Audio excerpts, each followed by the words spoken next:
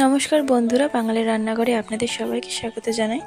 আজকের এই কাঁচকলার রেসিপিটা চলো তোমাদের সাথে শেয়ার করা যাক। প্রথমে কাঁচকলাগুলো কেটে নিয়ে সেগুলো জলে সিদ্ধ করতে দিতে হবে। কাঁচকলাগুলো সিদ্ধ হয়ে গেলে সেগুলো নামিয়ে নিতে হবে। নামিয়ে নিয়ে কাঁচকলার খোসাগুলো এক এক করে ছাড়িয়ে নিতে হবে। কলাগুলো চিড়ে অর্ধেক করে নিতে হবে। তারপর একটা পাত্রে চালের গুঁড়ো, লবণ, হলুদ, শুকনো লঙ্কা আর একটু জল দিয়ে ভালো করে মিশিয়ে নিতে হবে। চালের গুঁড়োটা অপশনাল, আপনারা বেসন দিতে পারেন। তারপর সেই কলাটা ব্যাটারের মধ্যে মাখিয়ে তেলে এক এক করে ভেজে তুলে নিতে হবে লাল লাল করে।